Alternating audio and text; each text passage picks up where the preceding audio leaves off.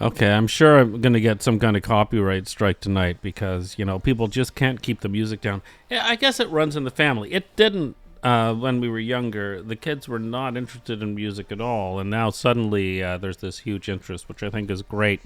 But it's destroying my life the way I destroyed the life of everyone around me when I was young.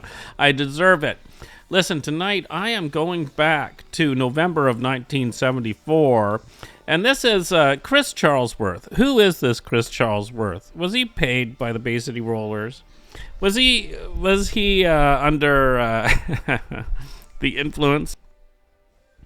Melody Maker, 9th of November 1974. I want to go through a little bit of this article because regardless of who Chris is, he or she, could be a she, I don't know. There are some interesting things in this article, and I want to touch on them. And it starts off with a lot of bravado. In the same week that Muhammad Ali regained his heavyweight boxing title, the featherweight crown of pop, too, has changed hands. Now, there's some nice writing, right? The fickle crown of pop now rests firmly on the well-coiffed heads of the Bay City Rollers. That's November of 1974, Melody Maker. Okay? There are some mention here about the Edinburgh City Fire Brigade, who have to protect the band from fans attacking and potentially killing them. And there's some mention here about their manager. And, there's this point made. The mass media have yet to jump on the bandwagon and report the comings and goings of the Rollers as they did with Slade, Cassidy, the Osmonds, and dare I say it, the Beatles. No, don't dare to say that. That just ruins everything. We know this. Now, I cannot read this entire article to you, so I have to pick and choose the things that I mention. But the point is that their first major tour of Britain is coming up. And they have their album in the charts and a single in the charts, right? And by the way, I am actually going to go over a small article that I did come across. And I'm paying for all this stuff to see all this. But anyway, there's this article I came across about the first split in the band that was that I could find documented in like music papers, and that is when Nobby left the band, and there's some quotes from that. But that's a separate article that I will cover. But anyway, this is when they're getting ready for their first major tour. They have an album in the charts and all that sort of stuff. Let's see what I can share with you from this. There's a mention of who the band are. When mentioning Les, Les is described as the youngest member of the group at 17, and he talks with a thick Scottish brogue. His surname is McEwen, and he likes making jokes at other people's expense and talking about the Gay Liberation Front. Okay. More interesting is Eric Faulkner, the lead guitarist and prettiest. So there you go for all the Eric girls out there. Ink has been put to paper that he is the prettiest. His looks have generated the biggest fan mail. I didn't know at that time that that's the case. And one look at the audience tells you Eric is the favorite. Hundreds of them wear Eric badges. Eric's hair is cropped short on top, and he plays a light brown Fender Stratocaster quite well. It's all very fascinating stuff, to be honest with you. It sounds silly, but it is true that Eric was the one that cropped the hair on top and brought in a lot of the clothing that they would wear, right? Woody comes next in running order. His real name is Stuart Wood. Not true. And he plays a dark brown Fender Telecaster and switches to electric piano for the odd song or two. He's the skinniest roller. Well, there you go. That's all you need to know right there, right? There is mention of Alan and Derek. And I love that this is mentioned. Alan is left-handed and plays a right-handed Fender jazz bass guitar with the strings set up for a right-handed player, so his technique is interesting to watch. Interesting to watch. This is similar to Jimi Hendrix, right? Now, I don't want to compare Jimi Hendrix to Alan Longmuir. Come on. But I am always just fascinated with these people that do not play in a way where you can just walk up to an instructor and say, teach me how to play this instrument, because they're playing it wrong to start with. So they somehow manage to do this themselves with whatever knowledge they gather. I find it fascinating. I can barely survive playing the correct-handed, you'll say, right? Both members are described as the quietest members of the band in this. Okay, there is some mention about their stacked heels. I was never keen on that, but their trousers, which I think they had good trousers, But it says here that it seems that it's the standard uniform of Scottish street gangs. Hey, who knows, right? Well, we talked about that. I've talked about this many times about how they really took a lot of stuff from the whole skinhead thing and then made it their own, right? And the skinhead thing was big all over the UK. Like, people don't get it over here in North America. Like, it was big, and it went through the UK in the late 60s. And the lingering elements made that all the way into glam, right? There's a mention here of milk and coke and blow-drying their hair a lot. But it does say that Les risks a cigarette from time to time. So that's the first mention I've seen of them with any cigarettes, although we have seen pictures of Les in, was it Germany? I don't know. Someone can comment and say. With a cigarette. They don't have girlfriends and live a claustrophobic life. Probably true. It's all too easy to be very cynical about a group like the Bay City Rollers, whose appeal lies essentially in their looks and mannerisms rather than the music they produce. Is that true? Tell me in the comments. But however unfavorably they compare with the rock giants of the 70s, the Bay City Rollers are a phenomenon that cannot be ignored. It's definitely true. There's quotes here, like I can't read the entire thing to you. We understand how copyright law works, right? You are familiar with that. But I'm trying to pick and choose what I can share with you from this ancient article here. Okay, so this one, I found this to be fascinating, that this was what was put into print.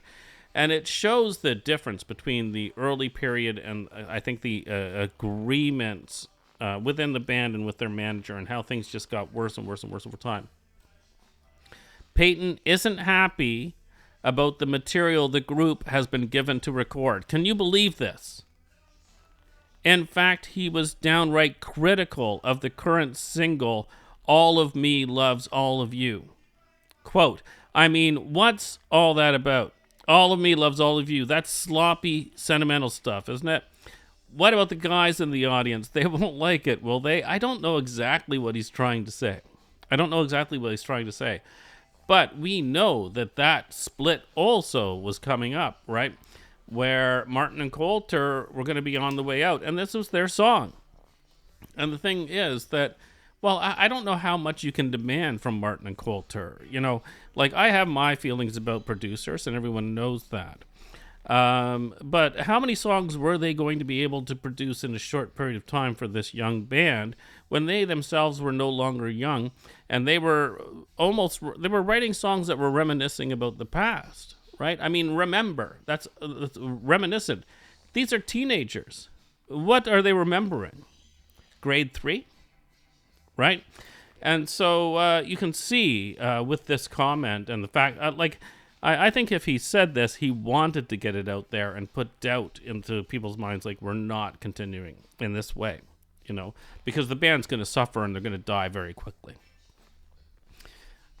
He also says, I don't think it'll get to number 1. In fact, I've got a bet on it that it won't. You can't get to number 1 without strong material, no matter how popular you are. And we need better material. I think the boys themselves can write better than that. Wow. How times change. But, when people get fired and stuff like that, they then turn on each other and they say things, and there's revenge and all of that. But we're looking here at a happier time when they're kind of together, and I agree with him because the boys did go on to write songs way better than All of Me Loves All of You. Can we agree on that stuff? I think we can. There's mention here that they play the same song, the same set every night.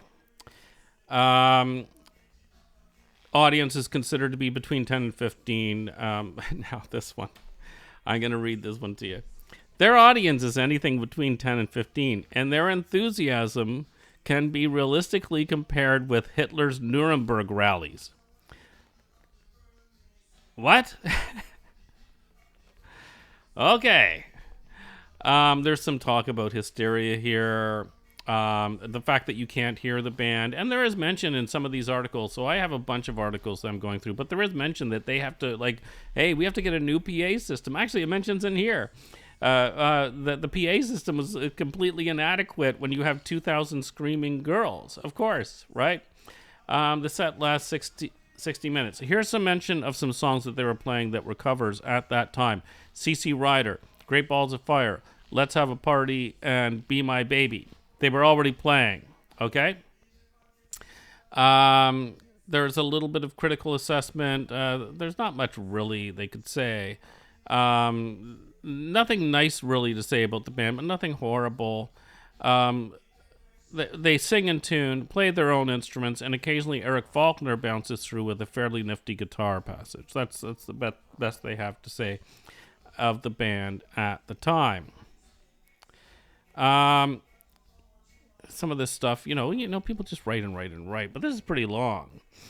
And I don't know if there's much else that they talk about the dangers of the shows back then and how surprising it is that more people weren't injured, and I can only imagine, right? If you're a subscriber to my channel, you probably saw video evidence I showed from Toronto of how scary it was here on, I think it was Yonge Street, right? With Chum Radio. I don't think there was much else. Well, there was one person here. And one of the guys from Artist Services is telling his mate that he doesn't think the Bay City Rollers will last longer than a year. In quotes, even 6 months, he says in a Cockney accent that stands out sharply amidst the Scottish tongues all around.